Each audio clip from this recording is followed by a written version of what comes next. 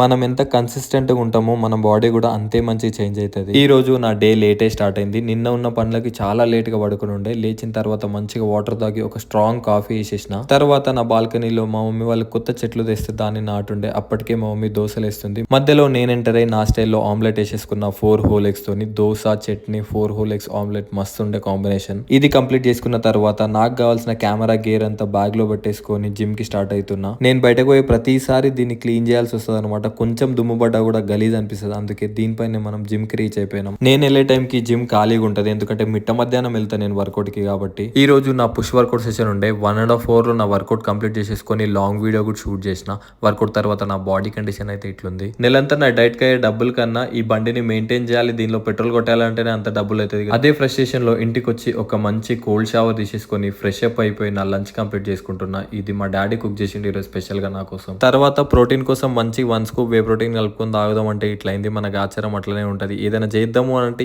ఏదో ఒక తీట పని అవుతూ ఉంటది. ఇక అవి గాందే మన డే కూడా గడవదు. అది వేరే విషయం అనుకోండి. ఇదే గ్యాప్ లో నా క్లయింట్ వర్క్ కూడా కంప్లీట్ చేసుకున్నా. అరౌండ్ 3 hours కూర్చున్నా అనమాట. కంప్లీట్ గా వాళ్ళకి ఫీడ్బ్యాక్ షేర్ చేస్తూ. వాళ్ళ ఫీడ్బ్యాక్స్ ఇట్లుంటాయి. వాళ్ళు మా దగ్గర జాయిన్ అయినప్పుడు ఎట్లుండే ఇప్పుడు ఎట్లుండే అనేది కంపారిజన్ ఫొటోస్ తో పాటుగా ఒక వీడియో షేర్ చేస్తా ఫీడ్బ్యాక్. అది కంప్లీట్ చేసేసుకొని ఒక 40 minutes అవుట్డోర్ వాక్ వెళ్ళుండే. వాక్ వచ్చిన తర్వాత నా డిన్నర్ కూడా కంప్లీట్ చేసుకొని మిగతా నా క్లయింట్ పెండింగ్ రెస్పాన్సెస్ కూడా కంప్లీట్ చేసుకొని వీడియో ఎడిటింగ్ మీద పడ్డా. ఈ రోజు డే లేట్ స్టార్ట్ చేసినా కూడా చాలా ప్రొడక్టివ్ గా వెళ్ళింది. నెక్స్ట్ వీడియోలో మళ్ళీ కలుద్దాం.